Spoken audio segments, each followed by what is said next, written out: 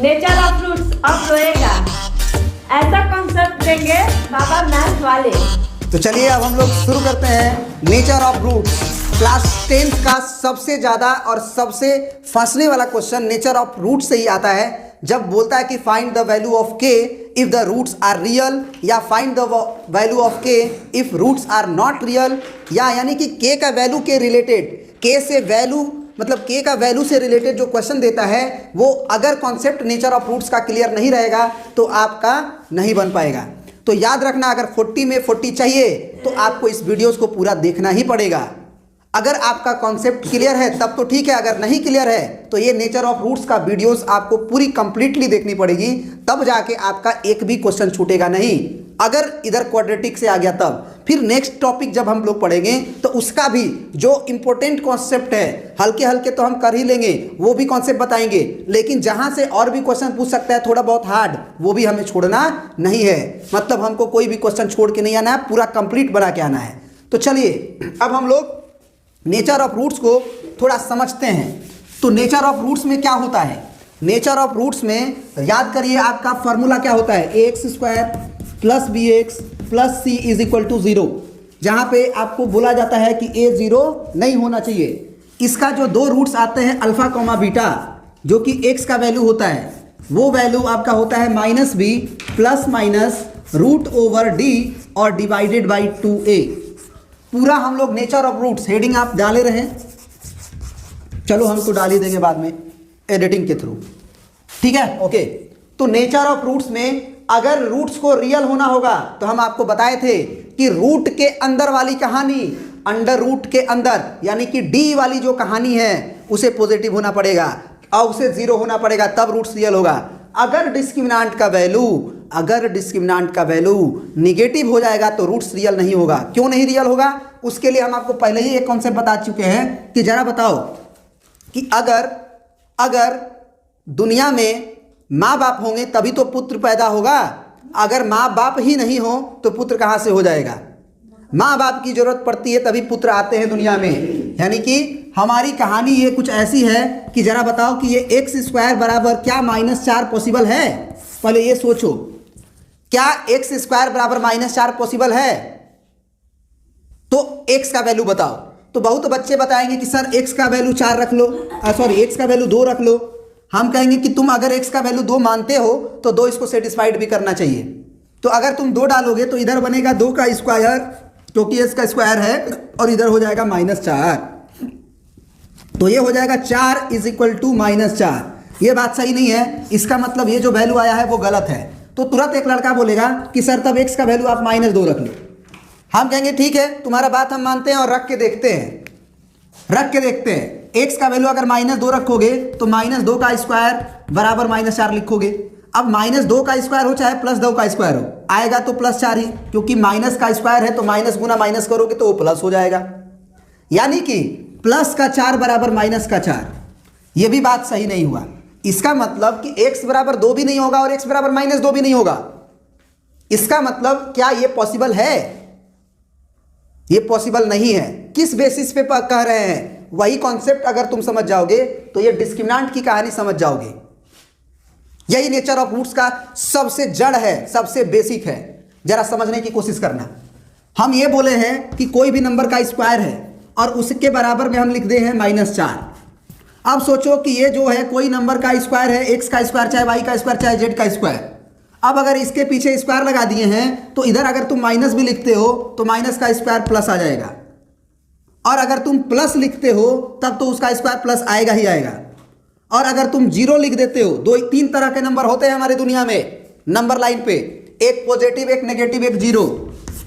एक 0 के right side में पॉजिटिव और 0 के लेफ्ट साइड में नेगेटिव। जो रियल नंबर्स हैं उस रियल नंबर्स पे 3 ही प्रकार के नंबर होते हैं, एक पॉजिटिव, एक नेगेटिव और एक 0। तो इसका मतलब ये हुआ कि अगर यहां तुम 0 रखते हो तो 0 का स्क्वायर 0 आ जाएगा, या फिर माइनस भी रखते हो, सुनना ध्यान से, माइनस भी रखते हो, स्क्वायर करते हो तो प्लस आएगा, और अगर तुम प्लस का स्क्वायर करते हो तब तो पक्का प्लस आएगा। इसका मतलब जो हमारी LHS वाली क्वांटिटी है वो भले ही अंदर हम माइनस रख लें चाहे प्लस रख लें, हमारी LHS वाली क्वांटिटी आइदर प्लस आएगा या 0 आएगा। नेगेटिव तो पक्का नहीं आएगा। तो पॉजिटिव नंबर बराबर हम लिख देंगे अगर नेगेटिव नंबर, तो कहां से होगा, बराबर होगा क्या, नहीं होगा, क्योंकि पॉजिटिव नंबर के बराबर हो सकता है, नेगेटिव नंबर के बराबर हो सकता है। इसका मतलब यह हुआ कि कोई भी नंबर का स्क्वायर नेगेटिव नहीं हो सकता है, यानी कि पॉजिटिव होगा नहीं तो जीरो होगा, नेगेटिव तो कभी नहीं होगा। इसका मतलब कि एक्स स्क्वायर बराबर -4 ये पॉसिबल नहीं है। इसका मतलब यही है हमारा माँ बाप। अब इसी से एक बच्चा पैदा होगा, देखो कैसे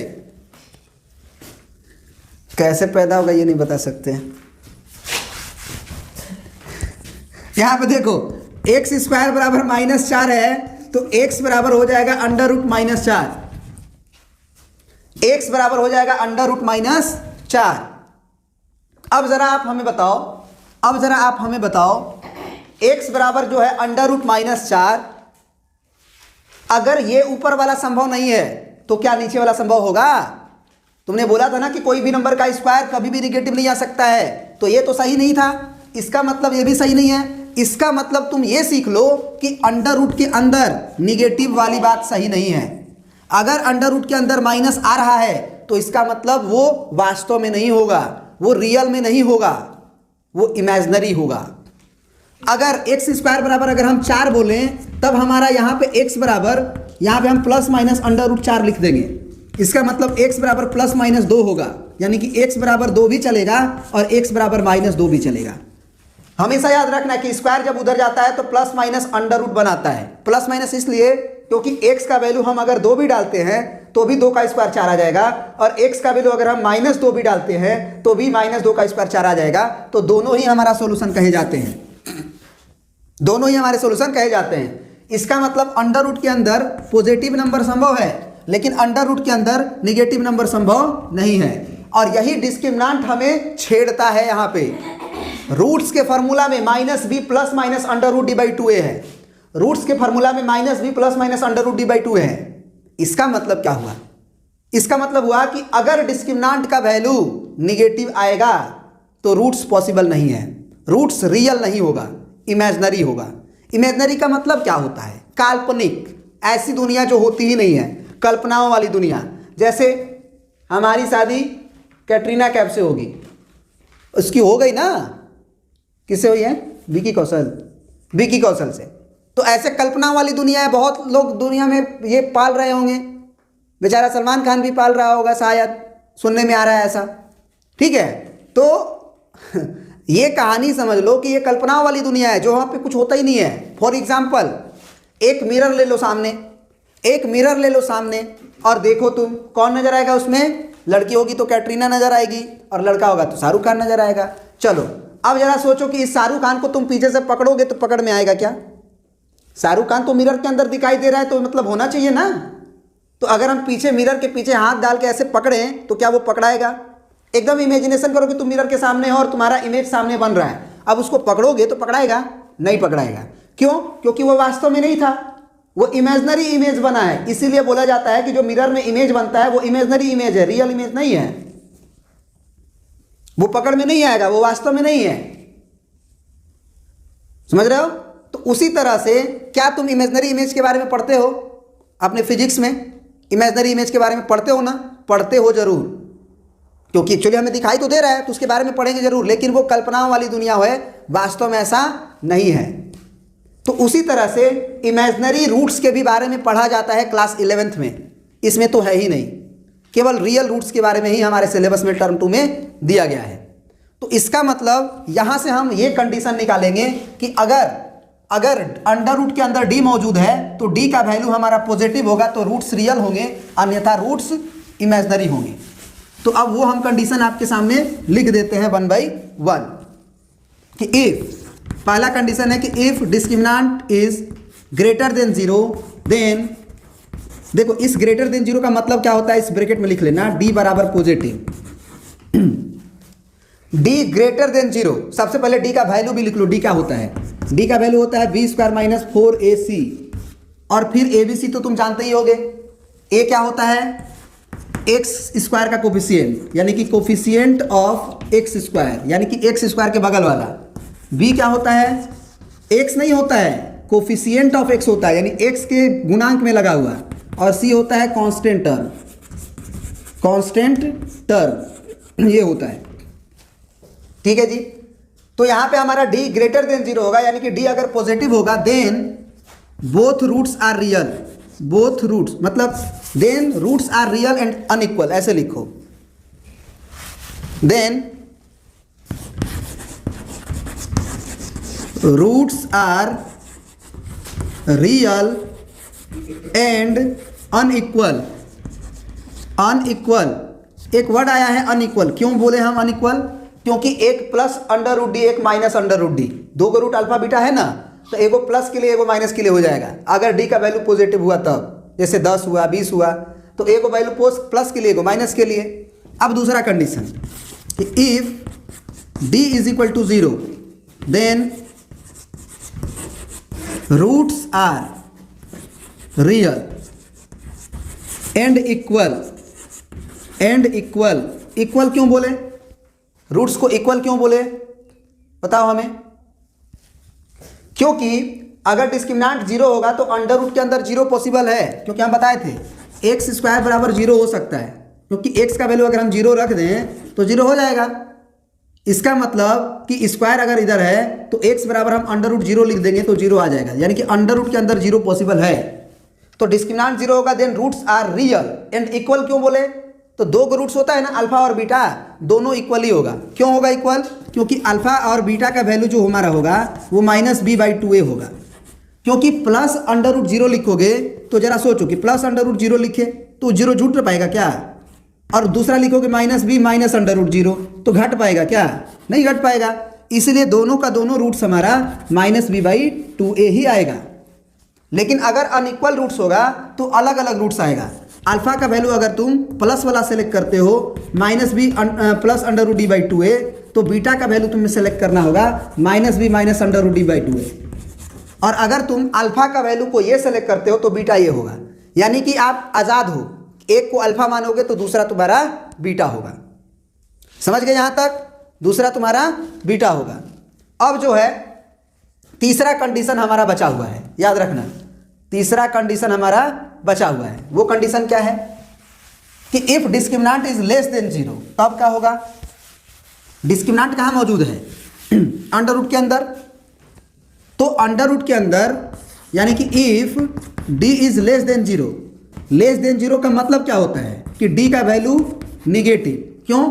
क्योंकि 0 से छोटा तो निगेटिव ही होता है, निगेटिव। देन रूट्स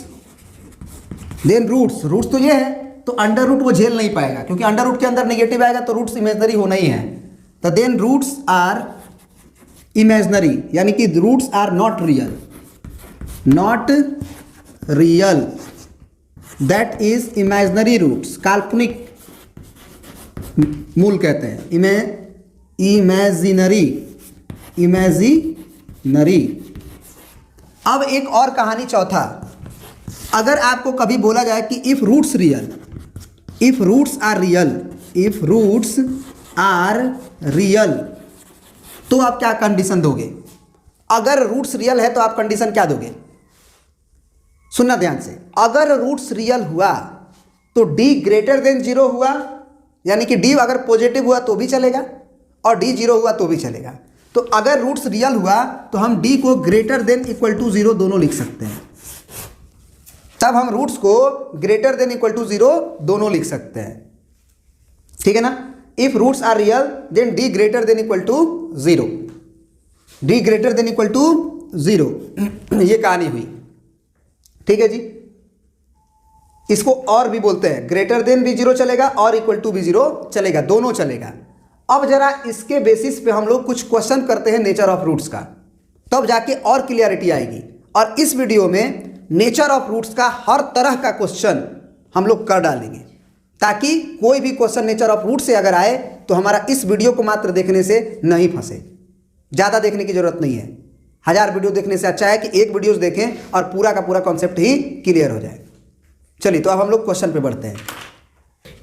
अब देखिए, अब हमारे स्क्रीन पे जो क्वेश्चन शो हो रहा है उसमें यह कह रहा है कि find the value of k for which the roots of the quadratic equation kx into x minus 2 plus 6 is equal to 0 has equal to 0 are equal, यानी कि find the value of k for which the roots of the quadratic equation this are equal. अब जरा बताओ ये CBSE 2017 में question पूछा गया है, ठीक है। तो अब सोचो कि आपसे क्या पूछा इन्होंने, आपसे पूछा है कि रूट्स हमारा इक्वल होना चाहिए। अब रूट्स इक्वल कब होता है, याद करिए, रूट्स इक्वल कब होता है? तो रूट्स को अलग करने के लिए जिम्मेदार कौन होता है? डिस्क्रिमिनेंट जिम्मेदार होता है, क्योंकि एक प्लस के लिए रूट और एक माइनस के लिए रूट हमारा डिस्क्रिमिनेंट ही करता है। यानी कि डिस्क्रिमिनेंट का वैल्यू को ही 0 कर दें तो प्लस और माइनस खत्म हो जाएगा। तो याद कर लो कि इक्वल रूट्स के लिए डिस्क्रिमिनेंट बराबर 0 होता है। तो हम लिख देंगे कि सिंस रूट्स आर इक्वल, इसलिए डिस्क्रिमिनेंट का वैल्यू 0 होगा, यानी कि b² माइनस 4ac का वैल्यू 0 होगा। अब कहानी यहाँ पे ये हुआ कि a b c पहचाने कैसे? यहाँ पे तो x² का टर्म ही नहीं है, क्योंकि हमारा जो टर्म होता था वो अगर ax² plus bx plus c बराबर 0 हुआ करता था तब ना होता था। यहाँ पे तो हमारा x² दिख ही नहीं रहा है। तो सबसे पहले इस इक्वेशन को रीअरेंज करना होगा। कैसे रीअरेंज करें? तो इसको मल्टीप्लाई करके kx का x में मल्टीप्लाई करेंगे तो k² x होगा, फिर kx का मल्टीप्लाई 2 में करेंगे तो माइनस 2kx होगा और प्लस में 6 होगा। तो अब हम बोलेंगे कि a का वैल्यू क्या होगा, सॉरी kx² होगा। तो अब हम अगर a का वैल्यू तुमसे पूछें तो a का वैल्यू हमारा k है, b का वैल्यू अगर हम पूछें तो वो माइनस 2k है और c का वैल्यू हमारा 6 है। तो b का स्क्वायर का मतलब हुआ माइनस 2k का होल स्क्वायर माइनस 4, a का वैल्यू हमारा k होगा और c का वैल्यू हमारा 6 होगा। इसका वैल्यू 0 होना चाहिए। तो यहाँ से 2 दूना के 4k² माइनस 4 छक्के 24k बराबर 0। अब यहाँ से 4k कॉमन दिखाई दे रहा है, तो 4k कॉमन ले लो, तो यहाँ से k माइनस 4 छक्के 24 बराबर 0। अब बच्चा यहाँ के बाद एक बहुत ही भयंकर गलती करता है, उस गलती को भी समझ लो, ठीक है ना। यहाँ पे आया हुआ है 4k into k minus 6 is equal to 0। तो हम 4 को उधर भेज सकते हैं लेकिन k को नहीं भेज सकते हैं। क्यों? क्योंकि k हमारा वेरिएबल है और वेरिएबल है अगर, तो अगर ये दोनों का इंटू दोनों का गुणनफल 0 आ रहा है, तो अगर हम k को 0 लिख दें तो भी ये गुणनफल 0 आ जाएगा, या फिर k माइनस 6 को 0 कर दें तो भी हमारा k बराबर 6 आ जाएगा, मतलब ये 0 आ जाएगा। लेकिन इस 4 को हम 0 को उधर भेज सकते हैं, 4 कभी 0 नहीं हो सकता है, समझ रहे हो आप। 4 का इंटू करने से वो 0 नहीं होगा, k 0 होना पड़ेगा, नहीं तो k माइनस 6 को 0 होना पड़ेगा। तो इस तरह से हमको k का 2 वैल्यू मिला, एक 0 और एक 6। और तुम अगर इस k को उधर भेज देते तो केवल k बराबर 6 तुम्हारा आंसर आता, जबकि k बराबर 0 भी होगा। लेकिन एक कॉन्सेप्ट है इस क्वेश्चन के पीछे। कॉन्सेप्ट क्या है कि find the value of k for which the roots of the quadratic equation. इन्होंने बोला है कि रूट्स ऑफ क्वाड्रेटिक इक्वेशन, देखो कितना महत्वपूर्ण क्वेश्चन है। रूट्स ऑफ क्वाड्रेटिक इक्वेशन बोल के इस क्वेश्चन को थोड़ा सा खास बना दिया। ये क्वाड्रेटिक इक्वेशन है इसका मतलब, क्योंकि रूट्स ऑफ क्वाड्रेटिक इक्वेशन बोला है। तो क्वाड्रेटिक इक्वेशन अगर होगा तो k का वैल्यू 0 नहीं होना चाहिए, क्योंकि अगर k का वैल्यू 0 हो जाएगा तो x² का कोफिशिएंट ही गायब हो जाएगा, तब तो ये लीनियर इक्वेशन हो जाएगा। और ये यहाँ पे k बराबर 0 होगा तो 6 बराबर 0 होगा, ऐसा कैसे हो सकता है? इसका मतलब ये हुआ कि हम k बराबर 0 लेंगे ही नहीं। k is equal to 0 not possible, not possible. क्यों पॉसिबल नहीं है? क्योंकि अगर k को आप 0 लेते हो तो x² का टर्म ही गायब हो जाएगा, ये पूरा चीज़ ही गायब हो जाएगा। 6 बराबर 0 जो संभव नहीं है, इक्वेशन ही संभव नहीं है। इसका मतलब इसका ओनली एंड ओनली आंसर होगा k बराबर 6, जो कि CBSE 2017 में आपको पूछा गया है, ठीक है ना। अब बढ़ते हैं हम लोग नेक्स्ट क्वेश्चन CBSE 2014 पर। अब देखिए इस क्वेश्चन में आपको भी वही कहानी है। क्वेश्चन 2014 का पूछा गया है क्वेश्चन, और इस क्वेश्चन में कह रहा है कि find the value of k for which the quadratic equation. इन्होंने मेंशन कर दिया क्वाड्रेटिक इक्वेशन, ठीक है ना, यानी कि ये क्वाड्रेटिक इक्वेशन होना चाहिए। क्वाड्रेटिक इक्वेशन कब होगा? जब x² का कोफिशिएंट जिंदा रहेगा। और जिंदा कब रहेगा? जब इसका कोफिशिएंट 0 नहीं हो, यानी कि k प्लस 4 का वैल्यू 0 नहीं हो, यानी कि k का वैल्यू -4 नहीं होना चाहिए। +4 को उधर भेज देंगे तो अगर ये क्वाड्रेटिक इक्वेशन को रखना है जिंदा तो k का वैल्यू हम -4 नहीं लेंगे, क्योंकि -4 और +4 जीरो हो जाएगा, तो ये जीरो हो जाएगा, तो ये कोफिशिएंट भी गायब हो जाएगा। तो इसीलिए अगर आंसर में तुम्हारा k का वैल्यू -4 आए तो उसे रिजेक्ट करोगे, अवॉइड करोगे। क्वेश्चन नहीं बोलेगा, क्वेश्चन तो बोलेगा कि ये भैया क्वाड्रेटिक इक्वेशन है, तो find the value of k for which the quadratic equation this has 2 real equal roots, 2 real equal roots. इसका मतलब क्या हुआ कि रूट्स रियल भी हो और इक्वल भी हो, और रूट्स के इक्वल होने का कंडीशन क्या होता है, since roots are equal, roots are equal, इसलिए कंडीशन का होगा कि डिस्क्रिमिनेंट का वैल्यू होगा 0, यानी कि b² - 4ac बराबर 0। तो अब भैया b² क्या है, b² क्या है, तो हमारा जो b का वैल्यू है, a का वैल्यू है, उसको पहचानो।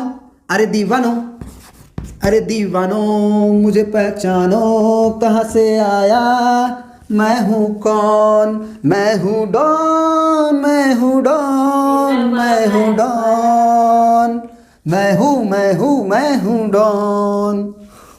गाना नहीं सुनना है, इधर देखो।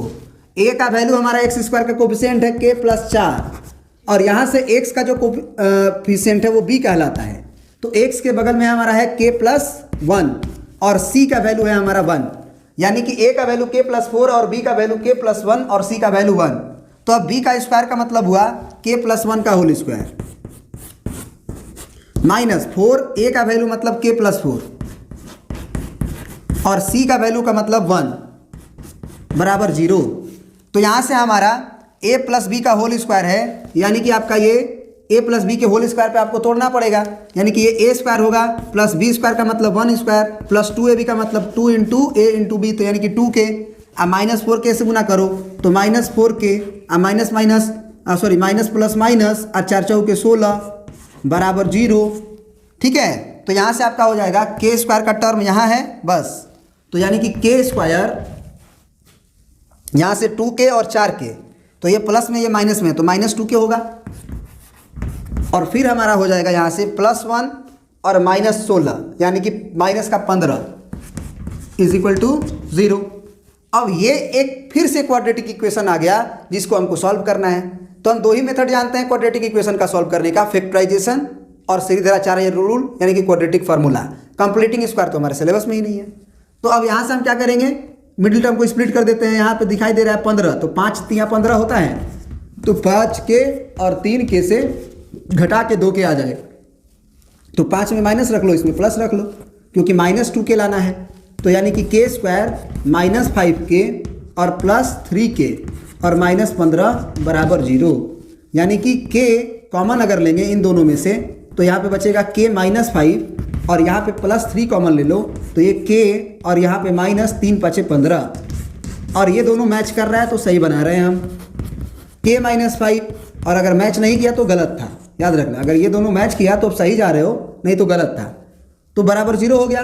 अब इसका मतलब कि k -5 बराबर 0 हुआ तो भी, और k + 3 बराबर 0 हुआ तो भी, तो यहाँ से k बराबर आपका आ गया 1/5 और यहाँ से k बराबर आ गया आपका -3। तो इन्होंने मना भी किया है कोई नंबर को कि k बराबर आप -4 नहीं ले सकते हो, तो -4 तो हमारा आंसर में आ भी नहीं रहा है, तो -4 तो आ भी नहीं रहा है, तो उसको तो हटाने की जरूरत ही नहीं है, वो आता तब हटाते। तो ये दोनों ही पॉसिबल है, k बराबर एक -3 भी और एक 5 भी। तो there are 2 values of k for which this equation have 2 equal roots and real also. ठीक है ना, तो ये आपका CBSE 2014 का क्वेश्चन था। अब आ जाते हैं CBSE 2015 का क्वेश्चन बनाते हैं। जितना भी CBSE में आया हुआ क्वेश्चन है, अगर उसको टच कर लेते हो आप तो उससे अधिक कभी नहीं पूछेगा, ये हमेशा याद रखना। इसीलिए हम बार बार फोकस करते हैं बच्चों को कि क्वेश्चन बैंक बना हुआ, तब जाके और क्लियर होगा। तो चलिए जरा हम लोग CBSE का एक और क्वेश्चन देखते हैं। देखिए ये क्वेश्चन जो है वो CBSE 2015 में पूछा गया है और बहुत ही बेहतरीन क्वेश्चन है। आप देखिए इस क्वेश्चन को क्या कह रहा है, कह रहा है कि find the non zero value of k। इन्होंने क्यों बोला non zero value of k? क्योंकि अगर k का वैल्यू 0 लोगे, non zero value of k का मतलब क्या होता है कि k का वैल्यू 0 नहीं होना चाहिए, non zero value of k। क्योंकि k का वैल्यू 0 ले लोगे तो x² ही गायब हो जाएगा, और यदि x² गायब हो जाएगा तो फिर वो क्वाड्रेटिक इक्वेशन ही नहीं रहेगा। तो इन्होंने तुमको थोड़ा सा संभाल दिया, इन्होंने बोला है कि k का वैल्यू अगर 0 आए तो मत लेना। तो यानी कि find the value of find the non zero value of K for which the quadratic equation K X square plus 1 minus 2 into K minus 1 into X plus X square equal to 0 has equal roots, hence find the roots of the equation. अगर इस question का roots real है और equal है तो वो अगर है तो के का वैल्यू बताओ और रूट्स भी बताओ कि अगर के का वैल्यू, पहले तो ये बताओ कि के का वैल्यू क्या है जिसके चलते इसका रूट्स रियल हो, इसका रूट्स क्या हो, रियल हो। और अगर रूट्स रियल है, सॉरी रियल बोल रहे हैं, रूट्स इक्वल हो, और अगर रूट्स इक्वल है तो वो रूट्स कितना होगा वो भी बताओ। तो सबसे पहले हम लोग क्या करते हैं कि इसको स्टैंडर्ड फॉर्म में लाते हैं, क्योंकि रूट्स का इक्वल होने का कंडीशन हम जानते हैं कि इफ रूट्स इक्वल, रियल और इक्वल दोनों इक्वल होता है तो रियल ही होता है। इफ रूट्स इक्वल देन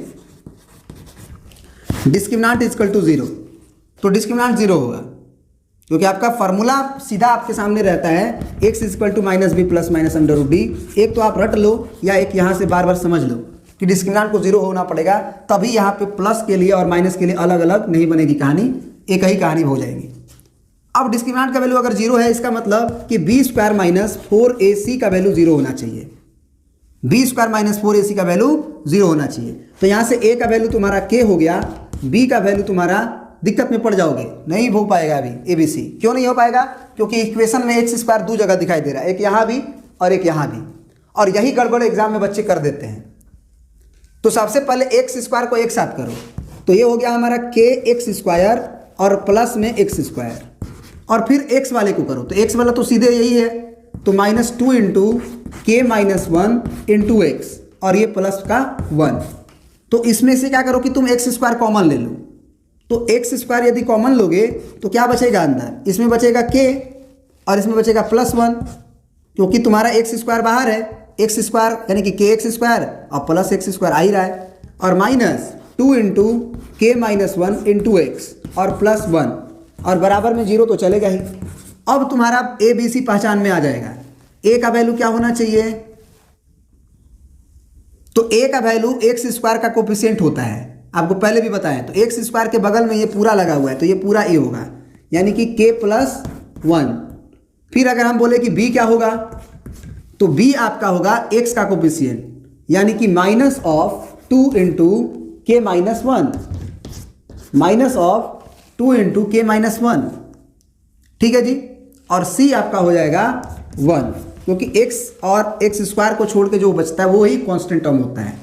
तो b का स्क्वायर का मतलब हुआ क्या, b का वैल्यू तुम्हारा क्या है, यही ना है, तो माइनस 2 इंटू के माइनस 1 का होल स्क्वायर, ये हो गया b स्क्वायर, माइनस 4, a का वैल्यू हो गया हमारा k प्लस 1, और इंटू c का वैल्यू हो गया हमारा 1, 4ac बराबर 0। तो ये क्या हो जाएगा हमारा, माइनस माइनस प्लस, क्योंकि स्क्वायर है ना, तो ये 2 दूना के 4 और ब्रैकेट में के माइनस 1 का भी स्क्वायर, ठीक है, माइनस ये हो गया 4k और माइनस 4 एकम 4 बराबर 0। तो इसको और फर्दर हमको क्या करना होगा, a माइनस बी का होल स्क्वायर करना होगा।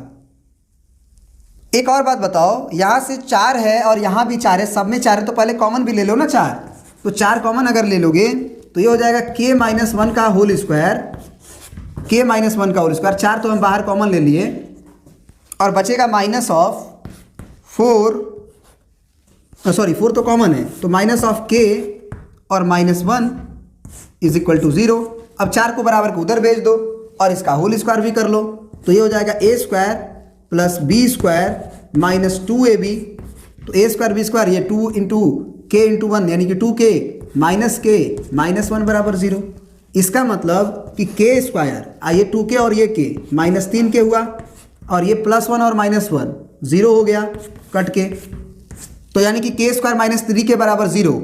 इसका मतलब कि यहाँ पे यदि हम k कॉमन ले लें तो हमारा बचेगा k माइनस 3, के माइनस 3 बराबर 0। तो यहाँ पे एक आएगा k बराबर 0 और एक आएगा k बराबर 3, तो यहाँ पे हम k बराबर 0 तो लेंगे ही नहीं, क्योंकि क्वेश्चन नहीं मना कर रखा है कि find the non zero value of k, तो इसीलिए k का वैल्यू केवल 3 होगा। तो इस तरह से हमारा k का वैल्यू क्या आ गया, 3। ठीक है, अब इन्होंने एक और बात बोल रखा है कि अगर k का वैल्यू आपने निकाल लिया तो हेंस फाइंड द रूट्स बोला है, hence find the roots of the equation. तो इसका मतलब ये हुआ कि k का वैल्यू आप 3 अपने इक्वेशन में डाल दो और उसको डालने के बाद आप रूट्स निकाल लो।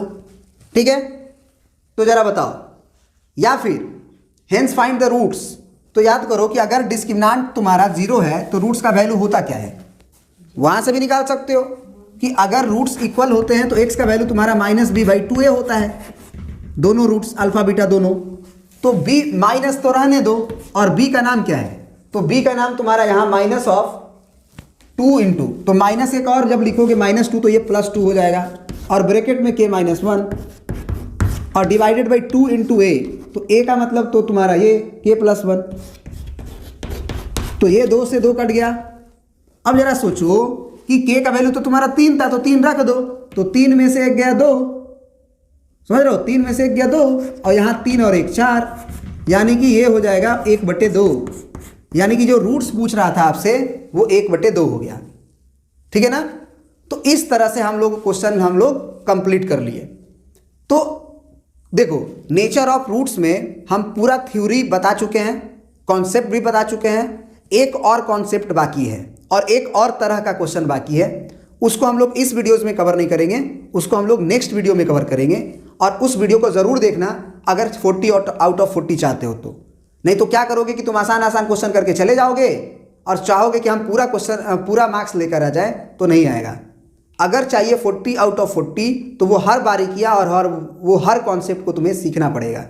तो वो नेक्स्ट वीडियो बिल्कुल देखना मत भूलना, ठीक है, उसका वीडियो जो हम लोग आज नहीं तो कल अपलोड कर देंगे। ठीक है, और उसका लिंक जो है वो डिस्क्रिप्शन में भी रहेगा और एंड स्क्रीन पर भी रहेगा और आई बटन पे भी होगा। जहाँ भी अगर इस वीडियोज़ में आई बटन दिखेगा तुम्हें, वहाँ पे उसी का लिंक रहेगा। ठीक है, तो थैंक्स फॉर वॉचिंग, मिलते हैं नेक्स्ट वीडियो में। Thank you.